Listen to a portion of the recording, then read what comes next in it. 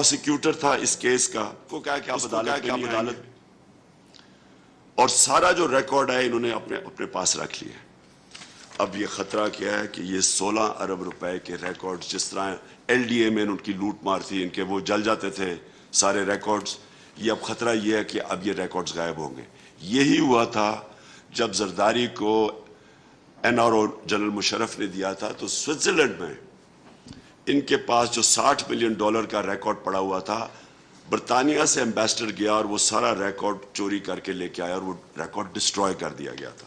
تو اب وہی 16 ارب روپے کا اب ریکارڈ غائب ہو جائے گا، اور ہمیں یہ خدشہ ہے کہ یہ جب سے اوپر آئیں یہ ریکارڈ اب ڈسٹروائے کیا جائے گا.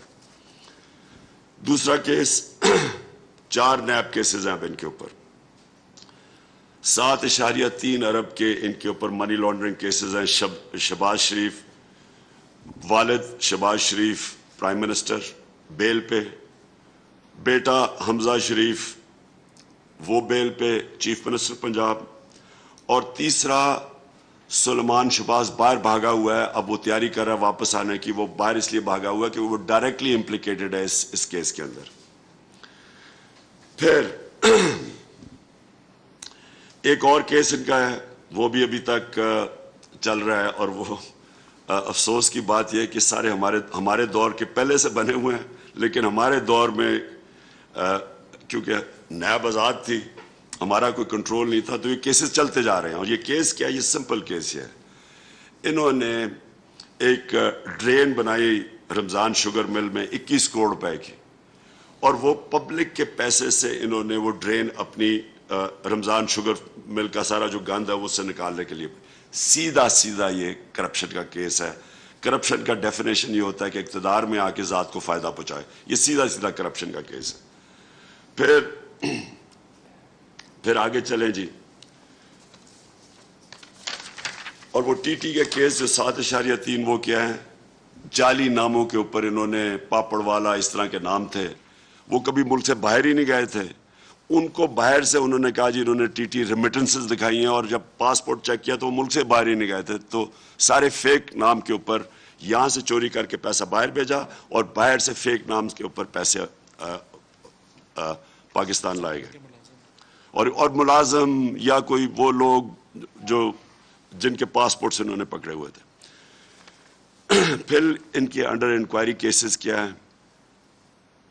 یہ ذرا دیکھ لیں. شہباز شریف کا کیس، اس نے پرائم منسٹر کا جہاز، چیف منسٹر نے پرائم منسٹر کا جہاز استعمال کیا، اور اس جہاز میں اس نے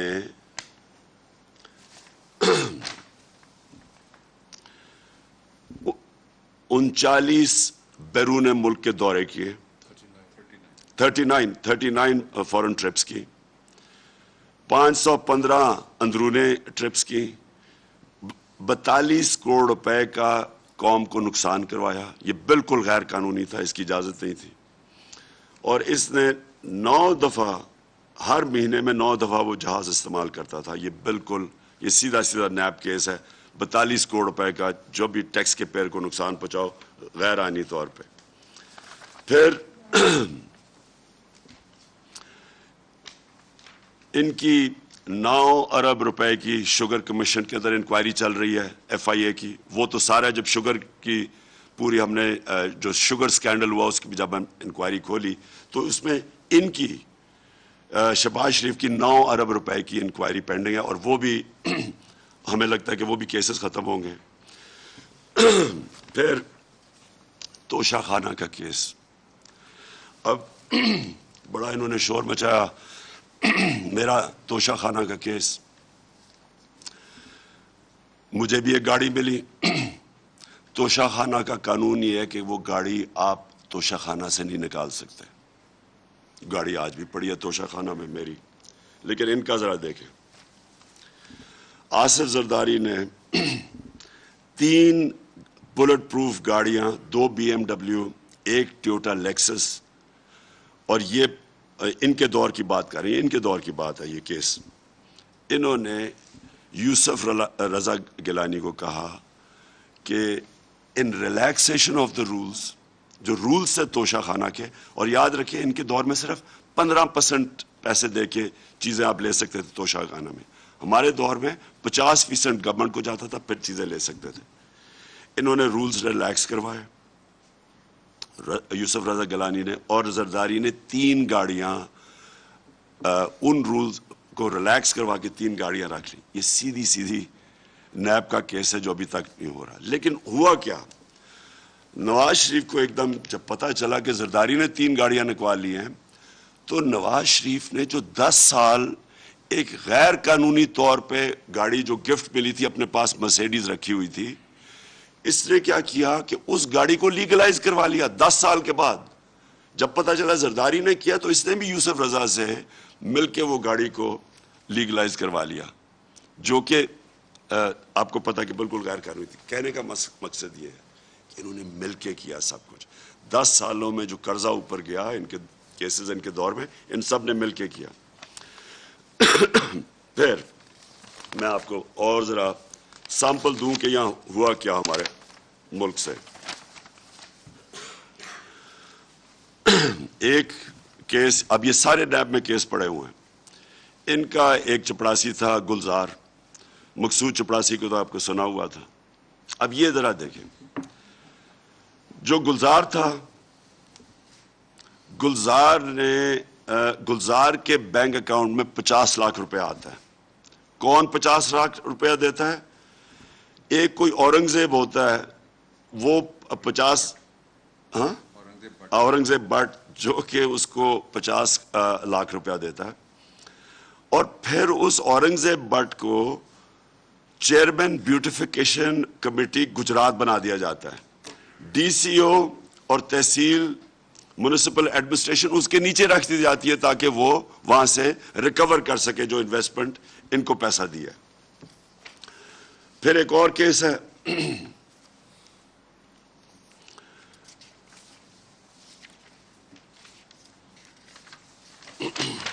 میں ذرا موٹے موٹے آپ کو کیسز بتا رہا ہوں تاکہ یہ وائٹ پیپر کا سب کے پاس ہم نے میڈیا کو پرنٹ آؤٹ دے دیا جو آپ تفصیل میں خود دیکھ سکتے ہیں.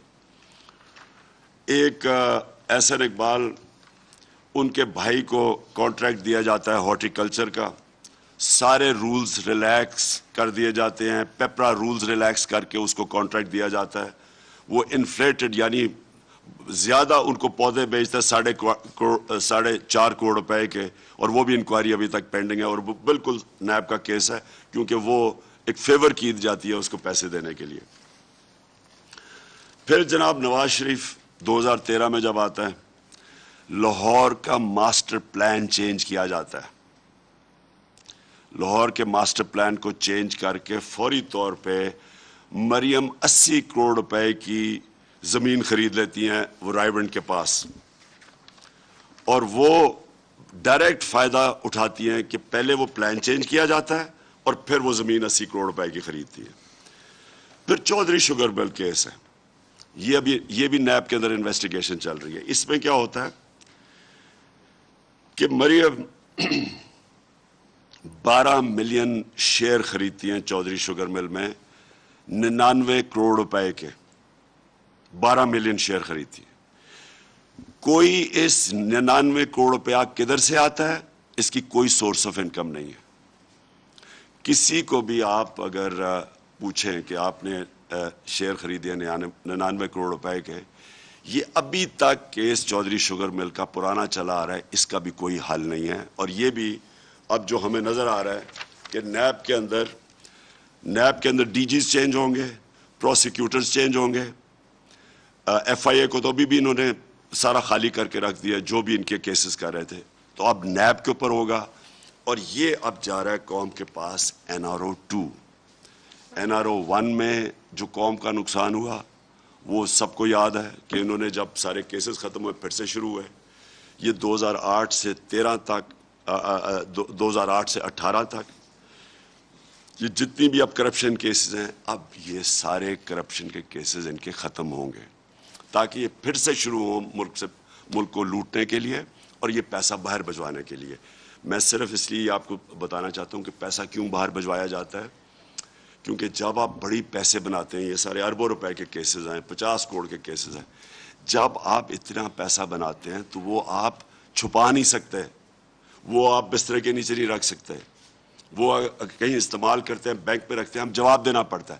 لہٰذا دگنا ملک کو نقصان کرتے ہیں, پھر یہ ہنڈی حوالے سے ان کو باہر بھجواتے ہیں اور باہر پھر جا کے آف شور اکاؤنٹس میں رکھتے ہیں. دگنا نقصان, وہ روپے پہ پریشر پڑتا ہے, روپیہ ہمارا کمزور ہوتا ہے کیونکہ ڈالرز خرید کے بھیجتے ہیں.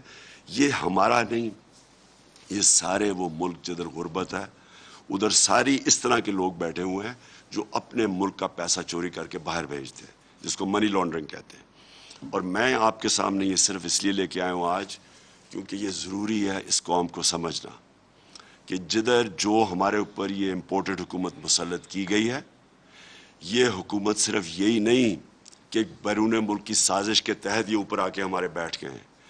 دوسری چیز جو ملک کو یہ اب نقصان پہنچائیں گے, پہلے ساری اپنے کرپشن کے کیسز ختم کروائیں گے, پھر سے یہ چوری کا بازار شروع ہوگا, دونوں مل کے کریں گے.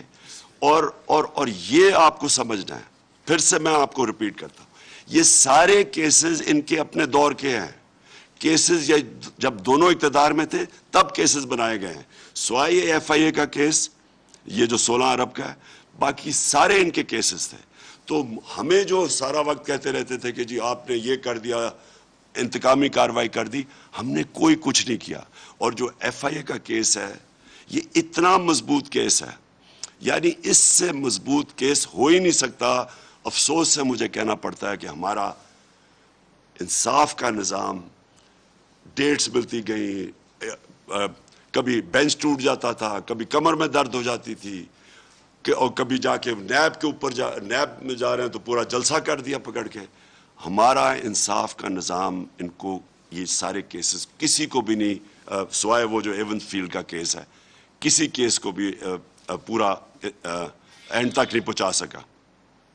جی جی عباس سر, انتقامی کارروائیاں شروع ہو چکی ہیں. رات ہی صبح آپ کے ایم این اے شیخ صاحب کے بھتیجے کو بھی اریسٹ کر لیا گیا ہے.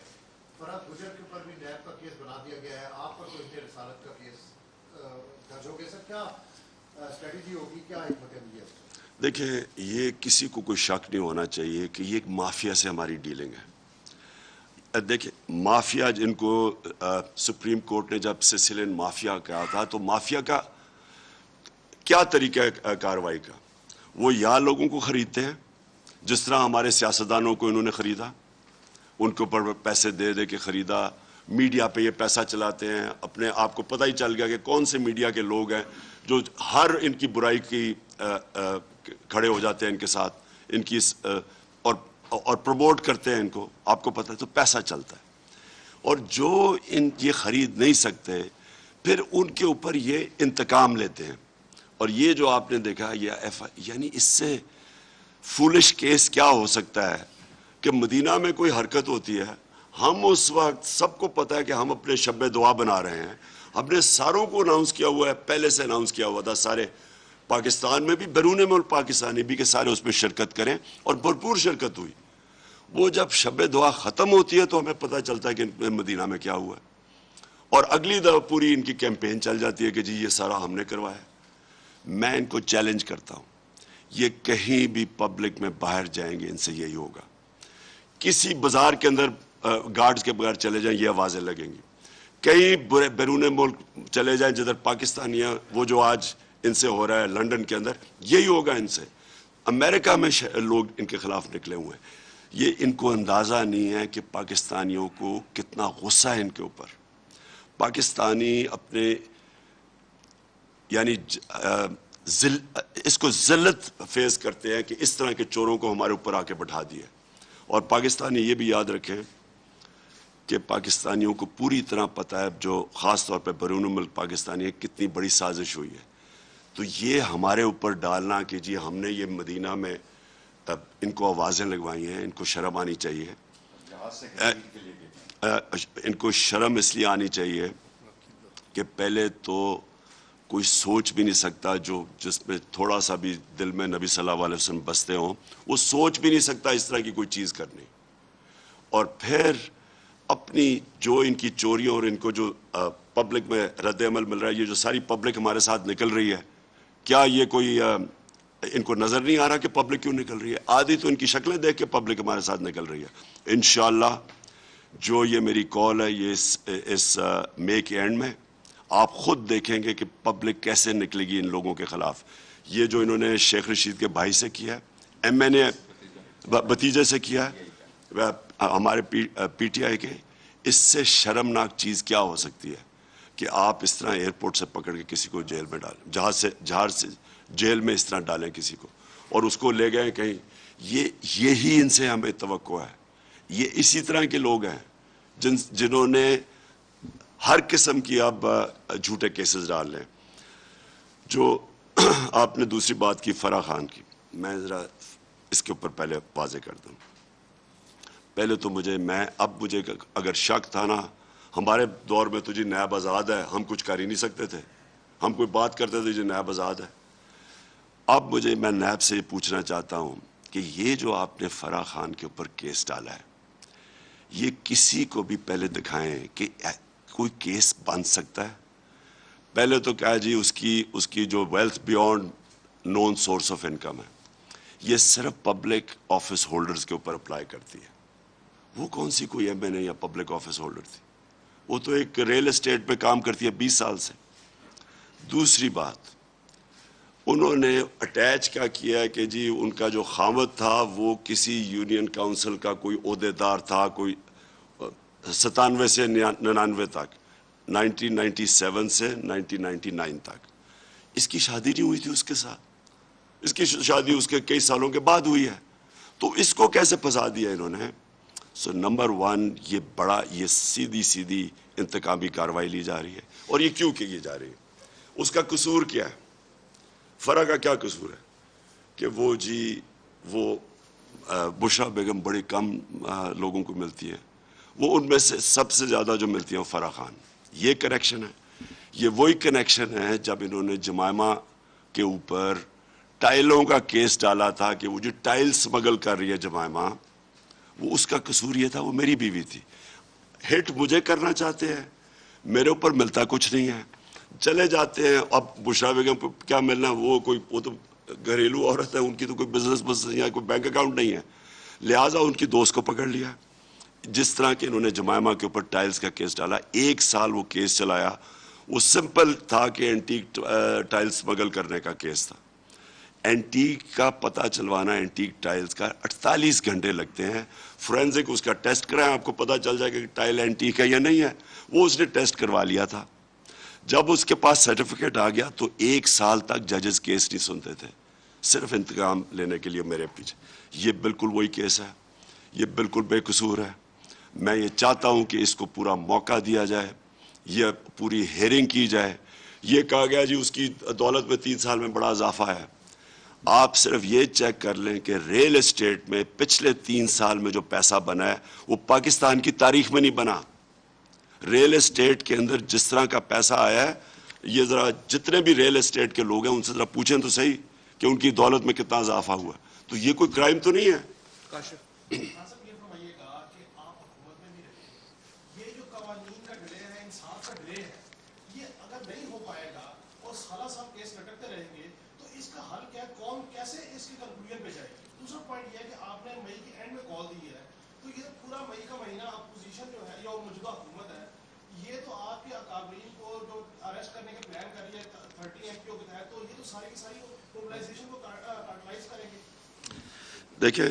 دیکھیں ہم نے یہ جو کال دی ہے اسلام آباد کی, میں یہ چاہتا ہوں کہ پاکستان کو نظر آئے کہ یہ پاکستان کی تاریخ کی سب سے بڑی عوام کی موومنٹ ہوگی, اور جو عوام آپ دیکھیں گے اس طرح کبھی پبلک نہیں نکلے گی جو انشاءاللہ میری کال پہ نکلے گی.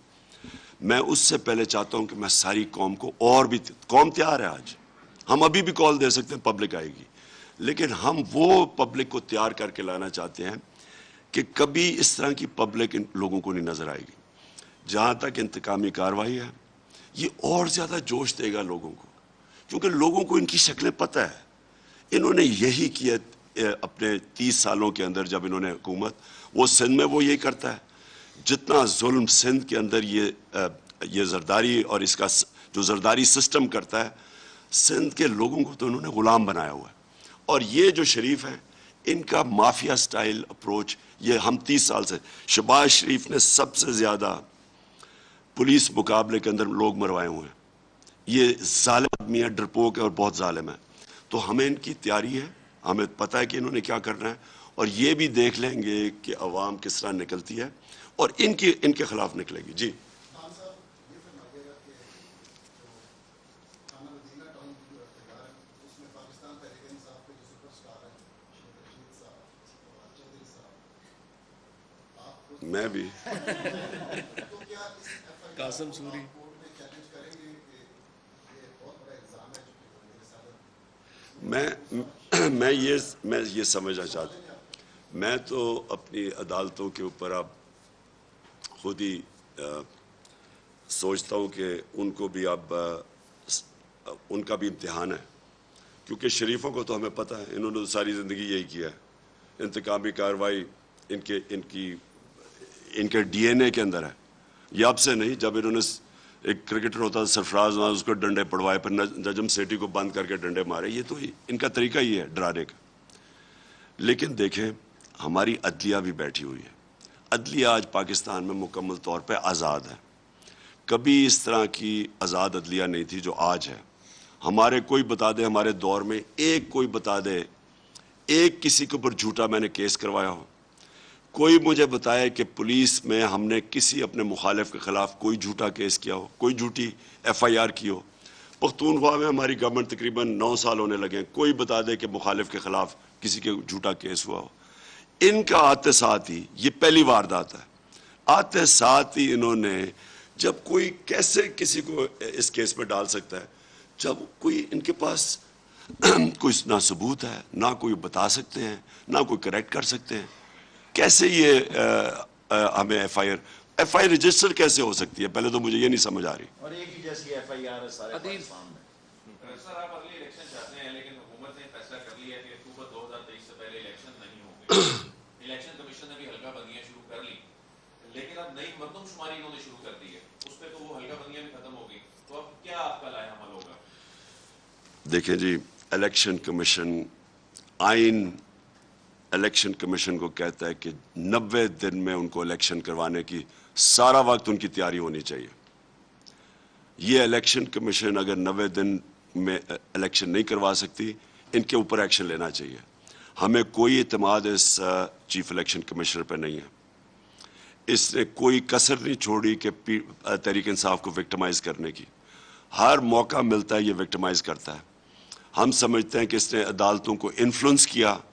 جب عدالتیں فیصلہ کر رہی تھیں کہ اس نے جب ان کو کہا کہ جی میں تو الیکشن ہی نہیں کروا سکتا، پتہ نہیں کتنے مہینے میں، 6 یا 7 مہینے میں، ہم سمجھتے ہیں 7 مہینے، اس کو اسی وقت عدالتوں کو کہنا چاہیے تھا کہ اس کو ڈسمس کریں، کسی اور الیکشن کمیشن کو لے کے آئیں، کیونکہ آئین کے مطابق 90 دن میں الیکشن ہونے چاہیے جب بھی الیکشن اناؤنس ہوتا ہے. شفا ہاں صاحب، ایک کوشچن جو بڑے عرصے سے ذہن میں گردش کر رہا ہے وہ یہ تھا کہ ذوالفقار علی بھٹو صاحب کو اپنے منہ پر یہ گمان تھا کہ ان کے لیے قوم نکلی، ان کے لیے اس وقت نہیں نکلی جب وہ جیل میں بیٹھے رہے. آپ کو یہ دکھایا قوم نے کہ وہ آپ کے لیے نکلی، اور سب سے بڑا منظر اس کا اس دن نظر آیا جس دن آپ روڈ پر نہیں تھے لیکن قوم آپ کے لیے سڑکوں پر تھی، پورے پاکستان میں تھی اور پاکستان سے باہر. اور اب بھی وہ قوم آپ کے لیے آئے گی، آپ کی کال پہ اور ہر کال پہ آئے گی. لیکن اس قوم کا تو مینڈیٹ یہ لوگ مانتے ہی نہیں ہیں. ہمارے ادارے، میرا کوئی مسئلہ ہو یا ہمارے کسی عام آدمی کا مسئلہ ہو، کس کے پاس جاتا ہے؟ پولیس کے پاس جائے گا، کیس لے کے انویسٹیگیٹ کرے گی وہ، اور پھر عدالت جائے گی کہ فیصلہ سنائیں. نہ عدالت، نہ پولیس، نہ یہ سارے ادارے. عوام کا تو مینڈیٹ بیسیکلی یہاں پر چوری ہوا، وہی عوام سڑکوں پر آ کے بھی بیٹھ جائے. اس عوام کی کیا عزت کرنی ہے ہمیں؟ آپ کے لیے عوام نے کی تو اس کو کیا ملے گا؟ ان سے تو کچھ نہیں ملے گا. دیکھیے میں آپ کو ایک بات بتاتا ہوں. وہ ایک انگریزی کی ایک سیئنگ ہے کہ you only cross the river once. مطلب یہ ہے کہ ٹائم گزر جاتا ہے. وہ 70s میں اور ٹائم تھا، یہ جو ٹائم ہے یہ سوشل میڈیا کا ٹائم ہے. یہ ایک انفارمیشن ریولوشن کا ٹائم ہے. کبھی بھی ایک خبر اتنی تیزی سے سرکولیٹ دنیا میں نہیں کرتی جو آج کرتی ہے. آپ 2-3 گھنٹے میں ساری دنیا میں وہ چیز چلی جاتی ہے جو کئی دن لگتے تھے پہلے جانے میں. اور پھر ہر جس کے پاس موبائل فون ہے اس کی آواز ہے. پہلے تو کبھی ایسے نہیں تھا نا، لوگ تو بیچارے چپ کر کے بیٹھے رہتے تھے. اب لوگوں کے پاس موبائل فون اور آواز ہے. یہ دور میں جو بھی سمجھ رہے نا کہ یہ پرانے زمانے کی پالیٹکس کر لیں گے یا کنٹرول کر لیں گے پبلک کو، پبلک اوپینین کو کنٹرول کر لیں گے، کمیونیکیشن کو میڈیا کے اوپر سختیاں کر کے کنٹرول کر لیں گے، وہ پرانے زمانے میں رہ گئے. کوئی نہیں روک سکتا. جو پبلک کا اس وقت میں دیکھ رہا ہوں، میں نے کبھی، کیونکہ میں پاکستان کے ساتھ ہی بڑا ہوا ہوں، میں نے کبھی نہیں سوچا تھا کہ پبلک اس طرح کا شعور ہوگا پبلک میں، اور نوجوانوں میں، بچوں تک، کیونکہ بچے بھی اب موبائل فون، ان میں جو شعور ہے یہ کبھی پاکستان میں نہیں تھا. اور یہ انشاءاللہ آپ دیکھیں گے یہ مہینے کے آخری ہفتے میں جب ہم کریں گے اپنا یہ اسلام آباد کی مارچ، آپ خود دیکھیں گے کہ اس میں صرف پی ٹی آئی نہیں نکلے گی، اس میں عورتیں بچے نکلیں گے، فیملیز نکلیں گی، کیونکہ سب کو اس وقت سارے لوگوں کو دکھ ہے جو ہوا ہے پاکستان سے. لوگ رنج میں چلے گئے ہیں کہ ایک تو بیرون ملک سازش، اور اس کے بعد دوسرا یہ سارے جو ثابت کر رہے تھے 30 سال میں اپنے آپ کو کہ ملک کے سب سے بڑے ڈاکو ہیں، ان کو اوپر مسلط کر دیا. 60% کیبنٹ ضمانت پہ ہے. جاوید اس کا جیسے سیکنڈ کہ آپ نے کل خط لکھا صدر مملکت کو بیرون ملک سازش سے متعلق، اور چیف جسٹس آف پاکستان کو خط لکھا ہے، تو اس خط میں جس سازش کی آپ بات کر رہے ہیں اس پہ کوئی ادارہ اس کو سنجیدگی سے نہیں لے رہا ہے، اس کی کیا وجوہات ہیں، آپ کیا سمجھتے ہیں؟ دیکھیں ہم تو کوشش کر سکتے ہیں، ہم تو پوری کوشش کر رہے ہیں. دیکھیں ایک یہ اتنا بڑا ہوا ہے، یہ سازش اتنی بڑی ہوئی ہے، اتنے بڑے پیمانے پہ 22 کروڑ لوگوں کے خلاف ہوئی ہے. اور یہ بنانا ریپبلکس میں بھی اگر اس طرح کی سازش ہوتی تو وہاں بہت بڑا رد عمل آتا. عوام سنجیدہ لے رہے ہیں. یعنی بنانا ریپبلکس کے جو ادارے ہیں نا، انہوں نے بھی اس کو سنجیدہ لینا تھا. دیکھیں ایک الیکٹڈ پرائم منسٹر کو باہر کی سازش کے تحت، اور اندر جو لوگ ملے ہوئے تھے ان کے ساتھ، میر جعفر، انہوں نے اس کو ایک گورنمنٹ کو چینج کیا، اور پھر یہ نہیں چینج کیا. جو اصل میں لوگوں کو اس سے زیادہ تکلیف ہے کہ ملک کے بدترین کرپٹ کرمنلز، مافیاز کو اوپر لا کے بٹھا دیا. یہ ہے اصل میں جس کی وجہ سے پبلک نکل رہی ہے. سو پبلک کے اندر بڑا غصہ ہے. اب اداروں کو بھی اپنا کام کرنا چاہیے. تو ہم نے تو اداروں کو اپیل کیا کہ آپ کی اب ڈیوٹی ہے کہ آپ اپنی کریڈیبلٹی کے لیے اس کو ایکسپوز کریں. ملیہ لاسٹ. سلمان صاحب، اس میں کوئی شک نہیں ہے کہ اس دفعہ کا جو کراؤڈ ہوگا وہ انشاءاللہ ایگزیمپلری ہوگا. 20 اکتوبر 2011 سے لے کر آج تک ہم نے کوئی جلسہ نہیں چھوڑا، ہر جلسہ کور کیا ہے. لیکن اس دفعہ پاکستان کے ہر کوٹے سے جس طرح سے لوگ نکل رہے ہیں، اور جو عورتیں اور بچے نکل رہے ہیں جن کے مرد بھی آپ کے خلاف کھڑے ہیں، ان کی عورتیں اور بچوں کے خلاف بغاوت کر کے کھڑے ہیں، اس میں کوئی شک نہیں ہے کہ اس دفعہ ان کو بھی لگے گا پتہ کہ عوام کا مطلب ہے، جمہور ہوتی ہے. لیکن صرف ایک جو خطرہ ہے کہ آپ کی مئی کے آخری ہفتے سے پہلے یہ آپ کے جتنے بھی تگڑے لوگ ہیں وہ میڈیا کو ختم کرنے سے ان کو کوئی وہ نہیں ہوا کہ آواز دبا کے کوئی فائدہ نہیں ہو سکا، سوشل میڈیا نکل آئے. اب آپ کی پارٹی کی کیا کاؤنٹر اسٹریٹجی ہوگی کہ جب آپ کے بہت سے لوگوں کو گرفتار کریں گے تو ان گرفتاریوں کے خلاف قانونی جنگ لڑنے کے لیے پی ٹی آئی کی کیا تیاری؟ کیونکہ رانا ثناء اللہ کے پاس اب صرف یہ ایک ہتھ کنڈا بچا ہے اور وہ اس کو بھرپور طریقے سے ریاست کو آپ کے خلاف استعمال. دیکھیں یہ پھر سے ایک اور چیلنج ہے کہ پاکستان کی عدالتوں کے لیے یا تو فیصلہ کر لیں جمہوریت ہے یا نہیں ہے. اگر یہ پاکستان جمہوریت ہے تو ہمارا رائٹ ہے، پیسفل پروٹیسٹ کا ہمارا رائٹ ہے. اور کبھی بھی ہم نے، آپ ہماری 26 سال کی میری پولیٹکس دیکھ لیں، ہم نے کبھی کسی قسم کا نہ تصادم کیا ہے، نہ کسی قسم کے ہم نے لوگوں کو کہا کہ آپ کسی انتشار پھیلائیں. یہ ایک قوم کا رائٹ ہوتا ہے کہ یہ جو قوم سے ہوا ہے، قوم کے اندر غصہ ہے، ان کو ہم جمع کریں گے اسلام آباد میں، بالکل پرامن ہوگا جس میں فیملیز بھی آئیں گی. اب اگر یہ اس کو روکنے کی کوشش کرتے ہیں اور جیلوں میں لوگوں کو ڈالتے ہیں تو یہ پاکستانی عدالتوں کا چیلنج ہے کہ کیا یہ بتا دیں جمہوریت ہے یا نہیں ہے. یا صرف جب پی ٹی آئی تھی تو ہمیں ہر روز یاد کروایا جاتا تھا جمہوریت ہے. ہر روز جناب اخبار میں جتنی ہمیں تنقید ہوئی ہے، میں کسی پاکستان کی تاریخ میں کسی گورنمنٹ کو نہیں ہوئی.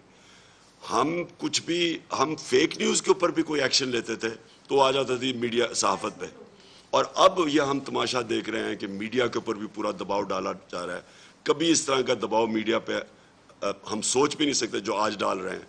اور اب اگر ایک پیسفل پروٹیسٹ کے اوپر یہ ایکشن لیں گے اور رانا ثناءاللہ جس کے اپنا وہ اس کا جو ان کے پرانے منسٹر کا باپ کہتا ہے عابد شیر علی کے 18 قتل کیے ہوئے اس نے، جب اس طرح کا آدمی بیٹھے گا اور یہ جب ایکشن لے گا، 300 آدمیوں کو رہا کیا ECL سے بغیر کسی وجہ کے، جو سارے ڈرگ یعنی ٹنوں کے حساب سے ڈرگ ہے. آتے ساتھ ہی انہوں نے کیا ہے، اپنے کیسز ختم کیے ہیں، FIA کے اندر ساری تباہی کر دی ہے، اپنے ECL سے نکال دیا ہے، اور کیا کوشش کریں کہ دوسرا ہمارے اوپر ایکشن لیں گے. لیکن میں آج ان کو پیغام دینا چاہتا ہوں کہ اگر انہوں نے اس طرح کیا، یہ پھر ملک کو تصادم کی طرف لے کے جائیں گے، کیونکہ یہ نہ سمجھیں کہ لوگ چپ کر کے بیٹھ جائیں گے، یہ تھوڑے سے لوگ پکڑ لیں گے اور ہم چپ کر کے بیٹھ جائیں گے. یا پبلک نکلے گی،